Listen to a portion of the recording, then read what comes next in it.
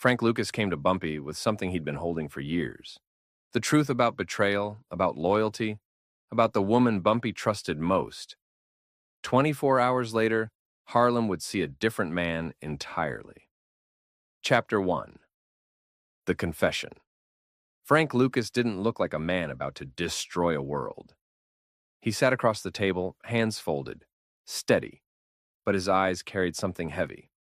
This was a back room in a Harlem social club, the kind of place where business got handled quietly, where the music from the front room barely reached, where men spoke truths they couldn't say anywhere else. Bumpy Johnson sat opposite him, still, patient, the way he always was. He wore a dark suit, crisp, clean. His posture didn't give anything away.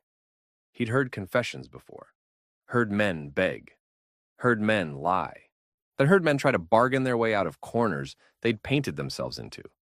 But Frank wasn't begging, and that made this different. "You got something to say, Frank," Bumpy said. Not a question, a statement. He'd known for days that Frank was carrying weight. You don't survive Harlem by missing the small things, the hesitations, the way a man looks at you and then looks away too quick. Frank nodded once. He opened his mouth, closed it, tried again. "I need to tell you something," he said. His voice was low, controlled. "And I need you to hear me all the way through before you do anything." Bumpy's expression didn't change. He tilted his head slightly, a gesture that meant, "Go on." Frank exhaled slow. "It's about your wife." The room seemed to tighten. Bumpy didn't move, didn't blink, but the air shifted. No, anyone else would have missed it. Frank didn't. "I saw something," Frank continued.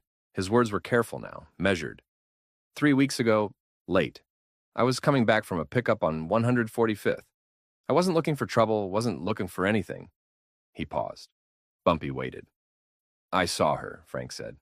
"With someone." Silence. Not the comfortable kind. The kind that presses down, the kind that makes you aware of your own breathing. Bumpy's hands stayed flat on the table. His face stayed calm, but his jaw tightened. Just slightly. "Who?" Bumpy said. One word. Quiet as a blade. Frank swallowed. He said a name. It wasn't a stranger. It wasn't some outside threat. It was someone inside the circle. Someone Bumpy had broken bread with. Someone who'd sat in his home. Someone who'd smiled and shaken his hand and called him a friend. And yeah, Bumpy's fingers curled, slowly, like they were testing the weight of something invisible. He didn't speak for a long time. Frank didn't fill the silence. He knew better. You give a man like Bumpy space when the ground shifts under him. Finally, Bumpy leaned back in his chair. His eyes were still on Frank, but they weren't seeing him anymore.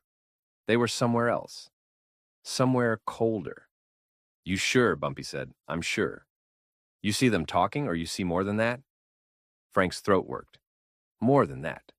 Another silence. This one longer. Bumpy's hand lifted. Slowly. He rubbed his jaw. A gesture so ordinary it almost looked like nothing. But Frank knew what it meant. It meant Bumpy was deciding something. Calculating.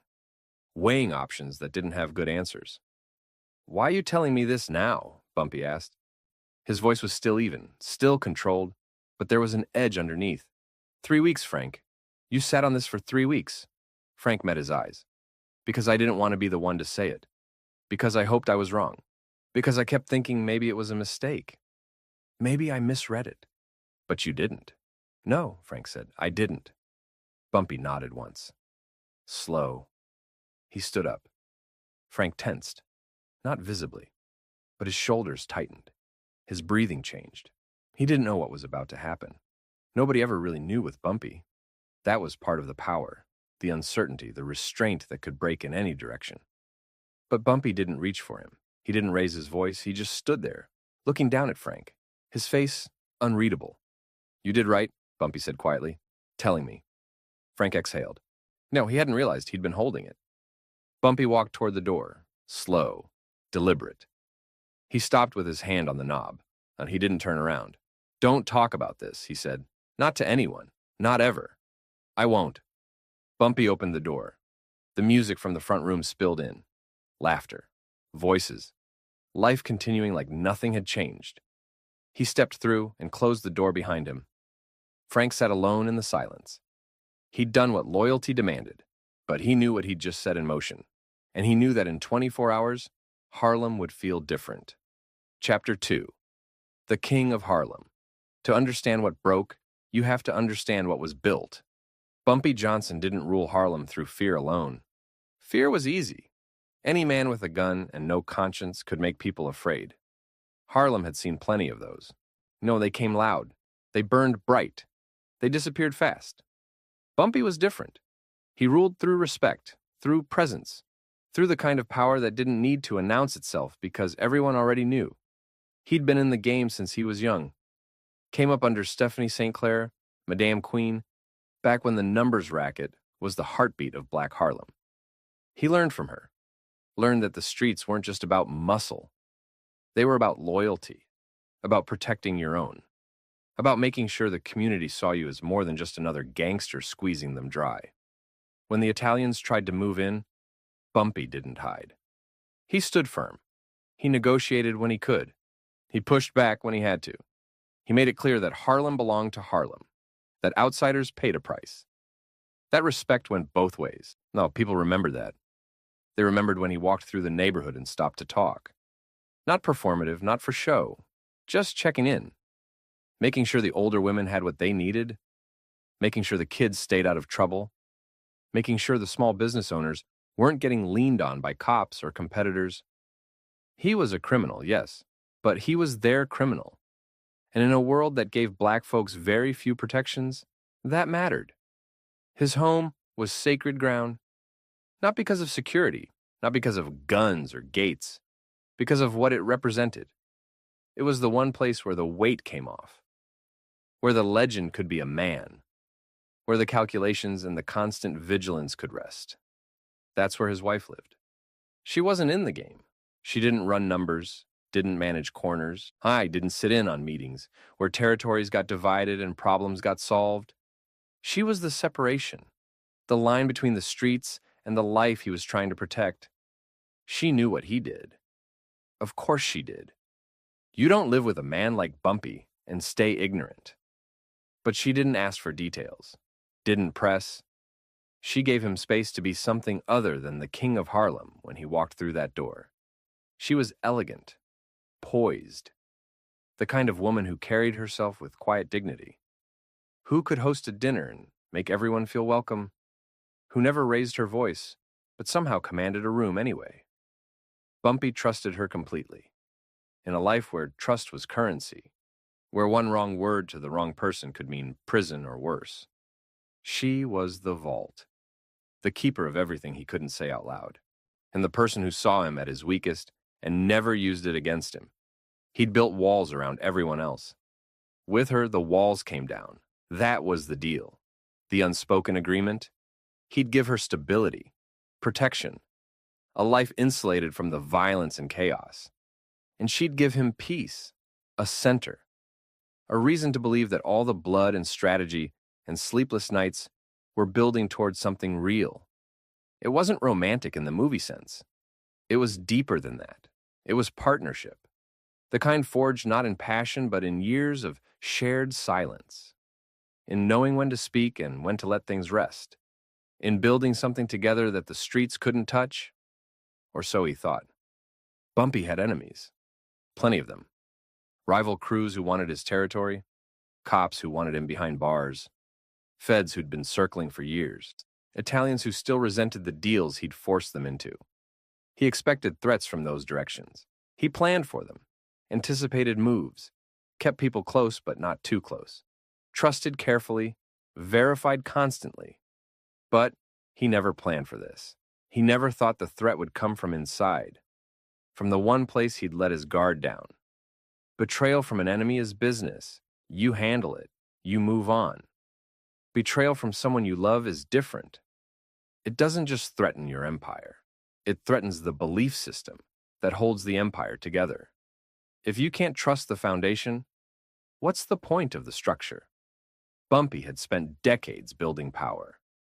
But power without trust is just control. And control without loyalty is just violence, waiting to collapse. His wife wasn't supposed to be part of the equation. She wasn't a piece on the board. She was the reason the board existed in the first place. And now Frank had just told him the board was rotting from the inside. That night, before Frank's confession, Bumpy had been untouchable. A legend who'd outlasted younger, hungrier wolves. Who'd survived wars and negotiations and shifting alliances. Who'd kept Harlem independent when everyone said it was impossible. He'd done it all while keeping his private life private, while maintaining the illusion that some things were still sacred. But illusions only work until someone turns on the lights, and Frank had just flipped the switch. Now Bumpy walked out of that back room into a Harlem that looked the same, but felt different. The music still played. The people still moved. The corners still hummed with business. But the man walking through it wasn't the same man who'd walked in. He'd built an empire on loyalty, and just learned that loyalty had limits, even at home. Especially at home. Frank Lucas didn't want to know. That's the part people don't understand. This wasn't ambition. Wasn't him looking for leverage or trying to move up by tearing someone else down. This was an accident. A wrong place, wrong time situation that became a weight he couldn't put down. It was late, past midnight. Frank had been handling a pickup on 145th Street. Money from the numbers, routine work, the kind of thing you do 100 times without thinking. He took a different route back, not for any strategic reason, just variety, just wanting to see a different stretch of Harlem before heading home.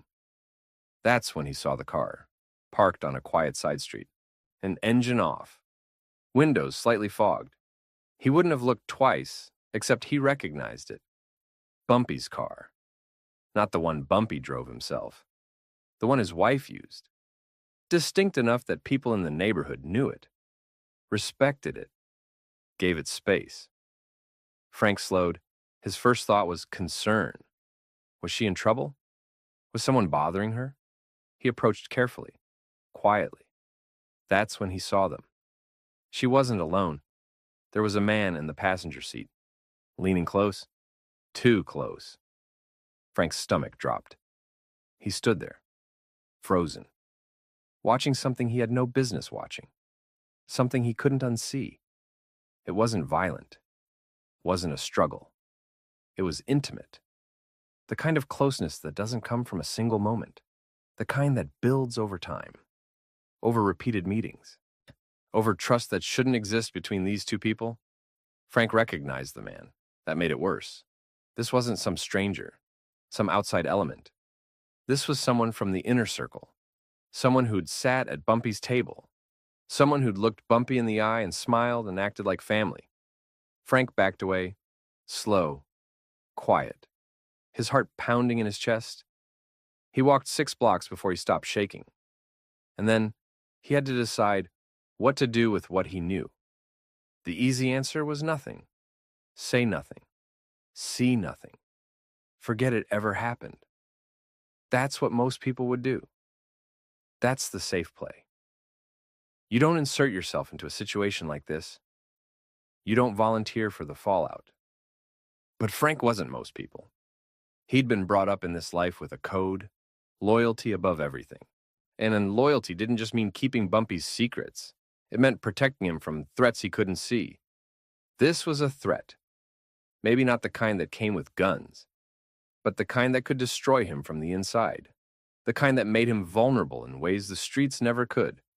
If Frank stayed silent and Bumpy found out later, found out Frank had known and said nothing, that would be its own kind of betrayal. So Frank carried it. For 3 weeks, he carried it like a stone in his chest. He watched Bumpy move through Harlem. Watched him handle business with that calm authority.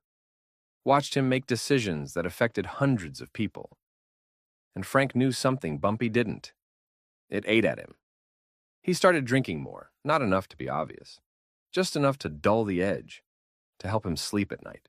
Besides, he replayed it constantly, wondering if maybe he'd misread the situation.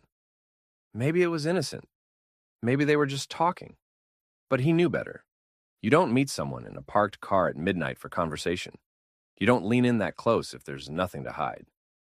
Frank thought about telling someone else first, testing the waters, maybe one of the other lieutenants, someone who could share the burden. But that felt like cowardice, and it felt dangerous. Information like this spreads. It mutates. By the time it reached Bumpy, it would be distorted, exaggerated, turned into something worse than it was. If this was going to be said, it had to be said directly. Frank to Bumpy, no intermediaries. So he asked for the meeting. He didn't say why, just said he needed to talk. Private. Bumpy agreed without hesitation. That's how it worked between them. Trust, access, the understanding that if Frank said it was important, it was important. That made it harder. Frank sat in that back room knowing he was about to destroy something, knowing that the words he spoke couldn't be taken back, knowing that this would change the way Bumpy saw the world. But he also knew that silence would have been worse. Loyalty isn't just about standing beside someone. It's about standing in front of them when they can't see what's coming, even if it costs you, even if they hate you for it, even if the truth breaks them. So Frank spoke. He watched Bumpy's face, watched the moment the words landed, watched something shift behind those eyes that had seen everything Harlem could throw at a man. And when Bumpy walked out, Frank sat alone with the knowledge that he'd done the right thing. But the right thing didn't feel clean. It felt like lighting a fuse. And now all he could do was wait for the explosion. Frank poured himself a drink. Straight whiskey. No ice. He drank it slow and wondered what Harlem would look like in 24 hours. Chapter 4, the first 12 hours. Bumpy didn't go home. That was the first sign that something had changed. He walked out of the social club into the Harlem night. The streets were alive, music drifting from open windows, voices layered over each other, cars rolling slow, people moving with that late-night rhythm that only cities like this have. Bumpy moved through it like a shadow. He didn't acknowledge the nods, didn't return the greetings. People saw him and sensed something. They stepped back. He gave him room, let him pass without question. He walked for blocks, no destination, no plan, just movement. Like if he kept moving, he could outpace what he'd just learned. He ended up at a diner on Lenox Avenue, the kind of place that never closed, where night shift workers and insomniacs and people with nowhere else to go gathered under fluorescent lights that hummed too loud. He sat in a booth in the back. The waitress came over, older woman. She'd seen Bumpy before, knew who he was. "Coffee?" she asked. He nodded. She brought it without another word, set it down gently. Left him alone. Bumpy stared at the cup, steam rising, slow, hypnotic. His hands were flat on the table, steady, but his mind was racing. He kept replaying Frank's words, the name, the certainty in Frank's voice. Frank wasn't a liar. It wasn't someone who spoke without being sure, which meant it was real, which meant everything Bumpy thought he knew about his life had a crack running through the center of it. He thought about his wife, tried to picture her face, tried to remember the last real conversation they'd had. It had been days, maybe a week. He'd been busy, handling business, managing territories, dealing with a supplier issue that had taken more time than it should have. She hadn't complained. She never did. That's what he'd loved about her. The way she understood without needing explanations. The way she gave him space to do what he needed to do. But now that space felt different. Now it felt like distance. Had it always been there? Had he just not noticed? Or was this new? Something recent. And something that grew while he was too focused on the streets to see what was happening under his own roof. Bumpy drank the coffee. It was bitter. He didn't add sugar. He sat there for an hour. The diner emptied, refilled, emptied again. Nobody bothered him. Eventually he paid, left a bill on the table, walked back out into the night. It was after 3 a.m. now. The city had quieted, not silent, never silent, but softer. The energy shifted. The night belonged to different people now.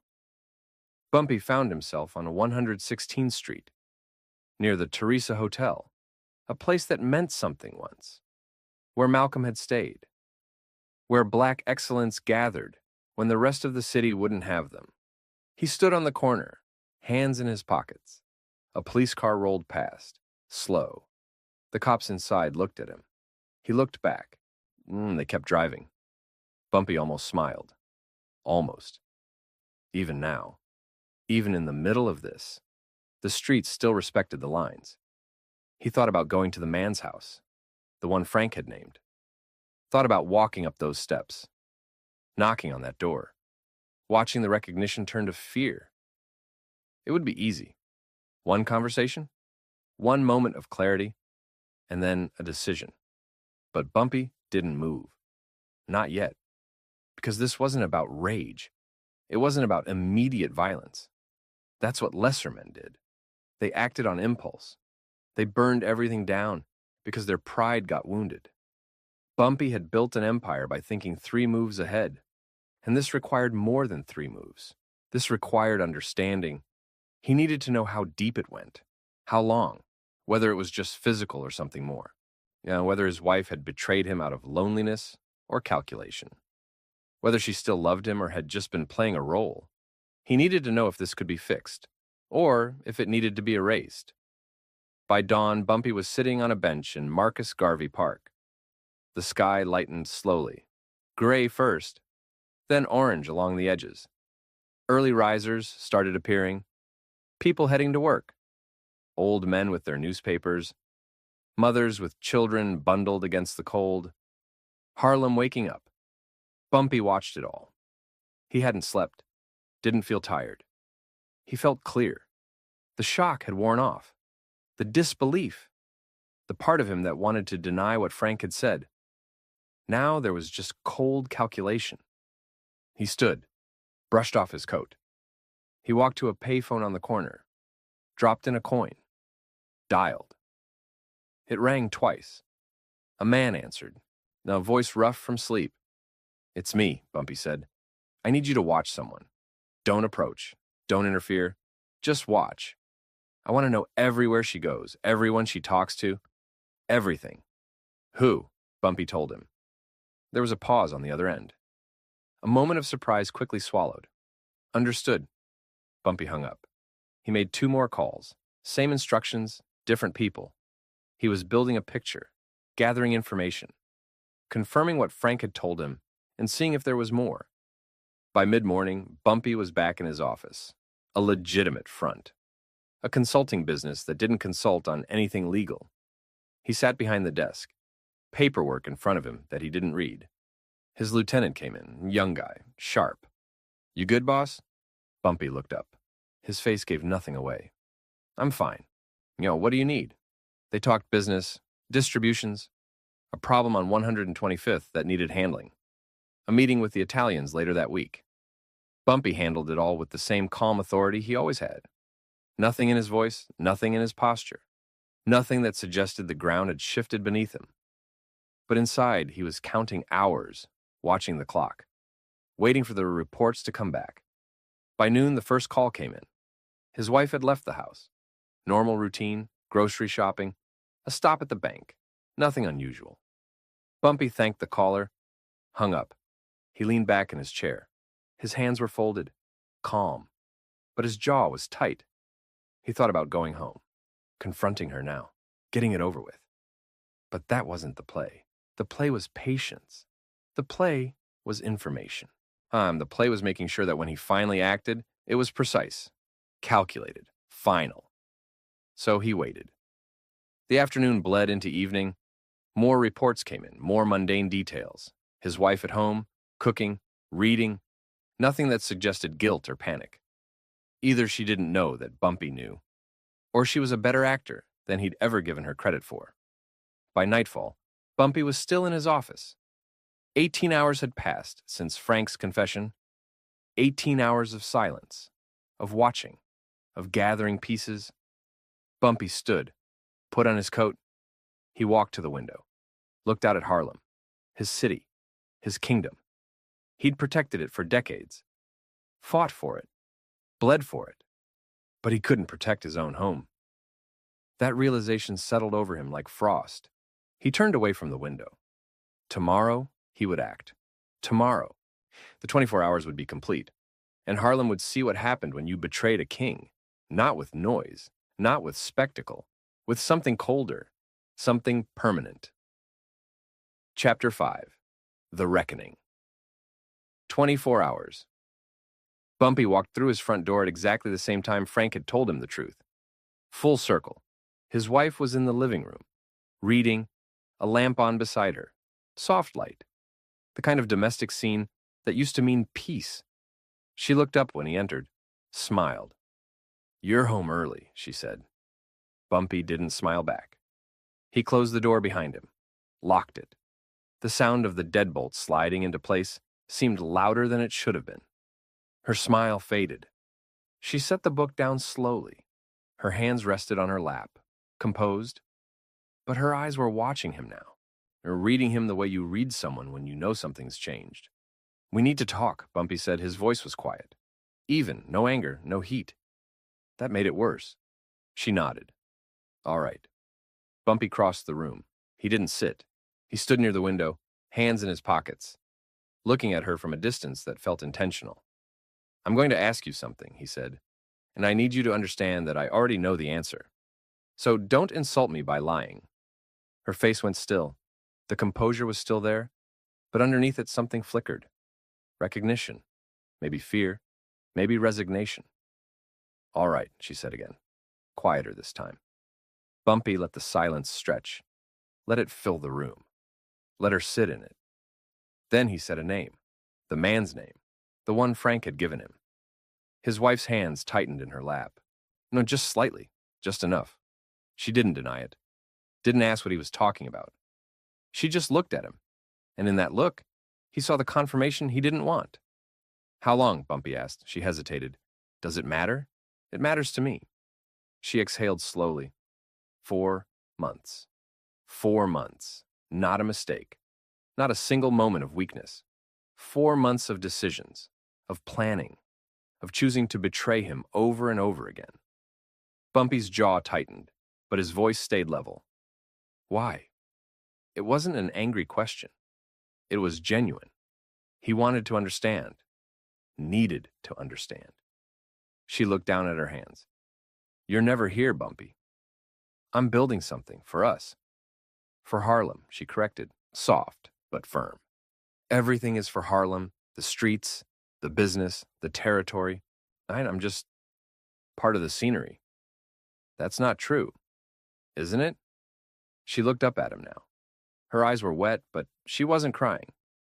"Not yet. When's the last time we had a real conversation? When's the last time you came home and actually saw me?" Bumpy didn't answer. Because he couldn't. She continued. "I know what you do. I've always known. I accepted it. I accepted the danger, the uncertainty, the nights you don't come home. But I didn't accept being invisible. So you found someone who made you visible." "I found someone who was there." Bumpy turned away, looked out the window. Harlem stretched out in front of him. Lights in the darkness. His kingdom. "You know who he is," Bumpy said quietly. "You know what he is to me." "I know. You know what this looks like. Not what people will think if they find out." "I know. And you did it anyway." Silence. Then she said, "I didn't plan it, Bumpy. It just happened. Things don't just happen. People make choices." "You're right." Her voice was steady now. "I made a choice, and I'm not going to sit here and pretend I didn't." Bumpy turned back to face her. She was standing now, meeting his eyes. There was fear there, but also defiance. The kind that comes when you know the consequences are already in motion and there's no point in begging. "What are you going to do?" she asked. Bumpy studied her. This woman he'd trusted. This woman he'd built a life with. This woman who'd just admitted to dismantling everything they had. In the streets, this was simple. Betrayal had a price. You paid it. The end. But this wasn't the streets. This was his home. and that made it infinitely more complicated. "I'm not going to hurt you," Bumpy said finally. "If that's what you're asking." Relief flickered across her face. Brief, fragile. "But you can't stay here." The relief died. "Bumpy, you can't stay," he repeated. Firm, final. "I'll make sure you're taken care of. Money, a place, whatever you need. But you're not my wife anymore. Not after this." She absorbed that. The weight of it. The permanence. "What about him?" she asked quietly. Bumpy's expression didn't change. "He's handled." "What does that mean?" "It means you don't need to worry about him." Her face went pale. "Bumpy, please don't—" "I said he's handled." His voice cut through, cold. "I'm not explaining myself to you. Not anymore." She opened her mouth, closed it. She knew better than to push, and Bumpy walked to the door. Stopped with his hand on the knob. "You have 3 days," he said without turning around. "Pack what you need. I'll have someone come by with the details. After that, we don't see each other again." "Bumpy, 3 days." He opened the door, stepped out into the hallway, and closed it behind him. The air outside felt colder. Bumpy stood on his own front steps, the steps he'd climbed 1,000 times. The home that was supposed to be his refuge. It didn't feel like home anymore. It felt like a crime scene. He walked down to the street. His car was parked at the curb. Driver waiting. But Bumpy didn't get in. He walked. Through Harlem. Through the streets that knew his name. Through the blocks he'd protected and fought for and bled over. People saw him. Some nodded. Some called out greetings. He didn't respond. He walked for miles. Eventually, he ended up back at the social club, the same place where Frank had told him. Frank was there, sitting in the same back room, like he'd been waiting. Bumpy walked in, sat down across from him. Frank looked up, searching Bumpy's face for something, answers, direction, confirmation that he'd done the right thing. "It's done," Bumpy said. Frank nodded slowly. "The wife?" "Gone. She'll be out in 3 days." "And him?" Bumpy was quiet for a moment. Then he said, "He's leaving Harlem, tonight. I made that very clear." Frank raised an eyebrow. "You didn't—" "No." Bumpy's voice was flat. "I didn't kill him." Frank absorbed that. "Why not?" Bumpy leaned back. His eyes were distant, tired in a way that had nothing to do with sleep. Because killing him doesn't fix what's broken," Bumpy said quietly. "It just adds another body to the count. Another piece of proof that violence is all I know how to do." He paused. "She said I'm never there. Said I chose Harlem over her." "Maybe she's right." Frank didn't respond. There was nothing to say. Bumpy rubbed his face. A rare gesture. Human. Vulnerable. "I built all this," he said, "this empire, this reputation. I made Harlem respect me, fear me. I protected people, I kept order. I thought that was enough." "It is enough," Frank said. "Is it?" Bumpy looked at him. "I can control the streets. I can manage territories and negotiate with the Italians and keep the cops at bay. But I couldn't keep my own house in order. What does that say?" Frank didn't have an answer. Bumpy stood. "I'm going home. The real one. Not that house. My real home." Frank understood. Harlem. The streets. Bumpy walked to the door. "Boss," Frank called after him. Bumpy stopped. "You did the right thing, letting them live. That takes more strength than killing them would have." Bumpy nodded once. Then he walked out, back into Harlem. Back into the only place that never betrayed him. The city embraced him like it always did. Familiar. Constant. But something inside Bumpy had shifted. He was still the king. But the crown felt heavier now. Chapter 6. What broke? 3 days later, she was gone. Bumpy didn't watch her leave, didn't say goodbye. He'd sent one of his men to handle the logistics. Money in an envelope. Keys to an apartment in Brooklyn. Far enough away that their paths wouldn't cross. Close enough that he could keep an eye on her if he needed to. Not because he cared. Because loose ends were dangerous. The house felt different after that. Emptier. Not just because she wasn't there, but because the illusion was gone. The idea that this place was separate from the streets. That he could walk through that door and be something other than what he was. He understood now that was never true. There was no separation. There was only Bumpy Johnson, and everything he touched eventually bent toward the same gravity. Power, control, strategy. Even love couldn't escape it. He stayed in the house for a week, slept in the bed they'd shared, ate at the table where they'd had quiet dinners, moved through rooms that still smelled like her perfume. He was testing himself, seeing if the hurt would fade, if the anger would crystallize into something he could use. It didn't. It just sat there, heavy, constant. After the week, he stopped going home entirely. He moved between the social club and a small apartment above a barbershop on 135th. Functional, sparse. Exactly what he needed and nothing more. People noticed. They didn't ask. You didn't ask Bumpy Johnson about his personal life. But they noticed. The way he moved through Harlem now was different, more isolated. He still handled business with the same precision, still made the right calls, still commanded respect. But the warmth was gone. There used to be moments, small ones, where Bumpy would laugh, where he'd sit with the old-timers and listen to their stories, where he'd stop by someone's shop just to check in. Those moments became rare. Then they stopped altogether. He became colder, more calculating. The restraint was still there, but it felt less like wisdom and more like distance, like he decided that closeness was a liability he couldn't afford. Frank saw it first. They were in the back room going over numbers, a shipment that needed distributing, territories that needed managing. Frank made a joke, something small, the kind of thing that usually earned at least a smile. Bumpy didn't react, just kept looking at the ledger, eyes flat. Frank let it go. But he felt it, the shift. Others felt it too. A lieutenant came to Bumpy with a problem. A corner was being disputed, two crews both claiming it. Normally, Bumpy would mediate, find a solution that kept the peace. This time, he just said, "Handle it. I don't care how." The lieutenant hesitated. "Boss, if we're not careful." "I said handle it." The tone left no room for discussion. The lieutenant left.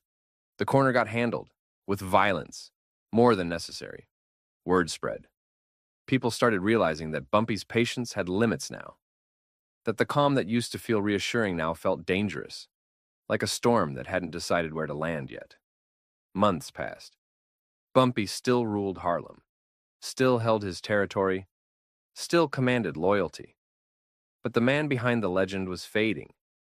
There were nights when he'd sit alone in the apartment above the barber shop, bottle of whiskey on the table, not drinking, just looking at it, thinking about choices, about what he'd built and what it cost.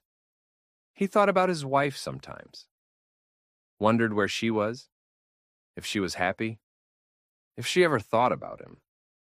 He didn't reach out, didn't check on her beyond the basic security sweeps his men did. She'd made her choice. He'd made his. That was the end of it. But endings aren't clean. They don't resolve. They just stop. And the space they leave behind doesn't get filled. It just becomes part of the architecture. A permanent absence that you learn to navigate around. Bumpy navigated. He kept moving, kept working, kept building the empire that had cost him everything else. People who'd known him for years started to forget what he used to be like. The younger ones coming up only knew this version. The cold one. The one who didn't waste time on sentiment. Who saw everything as strategy and nothing as sacred. They respected him, feared him, but they didn't love him the way the old generation had. And Bumpy didn't care. Or he told himself he didn't. One night, almost a year after Frank's confession, Bumpy was walking through Harlem. Late, after midnight. The streets were quiet. He passed a young couple. Kids, really. 18, maybe 19. Walking close, her head on his shoulder, him saying something that made her laugh. Bumpy watched them for a moment.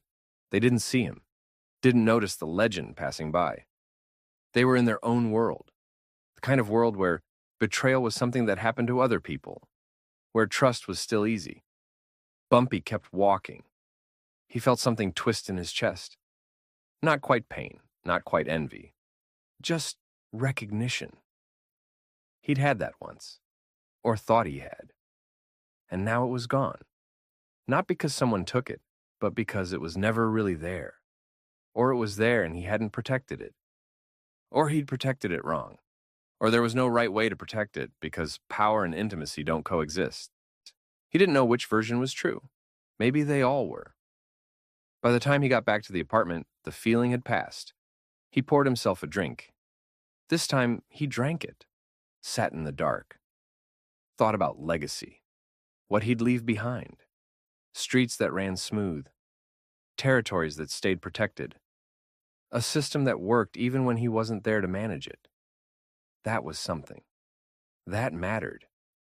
But there was a part of him, a small, quiet part, that he tried not to listen to, that wondered if it was enough. If when he was gone, and people told stories about Bumpy Johnson, would they talk about the empire? Or would they talk about the man who built walls so high that nothing could get in?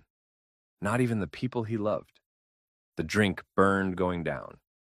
Bumpy set the glass on the table. He didn't pour another. He just sat there, alone. The king of Harlem, untouchable, unbreakable, unreachable. The streets outside hummed with life. Music from open windows. Voices layered over each other. The city that never slept. Bumpy listened to it. His city. His kingdom. The only thing that never betrayed him. And the only thing that would never love him back. He stood, walked to the window, looked out over Harlem. Lights stretching into the darkness. Each one a life, a story, a struggle. He'd protected them all, but he couldn't protect himself. Not from this. Not from the kind of hurt that doesn't come with a strategy or a solution. The kind that just exists, permanent, like a scar that never quite heals. Bumpy closed the curtain, turned away from the window, went to bed. Tomorrow he'd wake up and be the legend again. Tomorrow, and he'd handle business and make decisions and keep Harlem running. Tomorrow he'd be untouchable. But tonight, in the dark, in the quiet, he was just a man who'd lost something he couldn't get back. And no amount of power could change that. The empire stood. The man inside it was hollow, and Harlem kept spinning, indifferent, eternal, unaware that its king had broken in a way the streets would never see. Because legends don't break, they just learn to carry the weight. And Bumpy Johnson carried it better than anyone, even when it crushed him.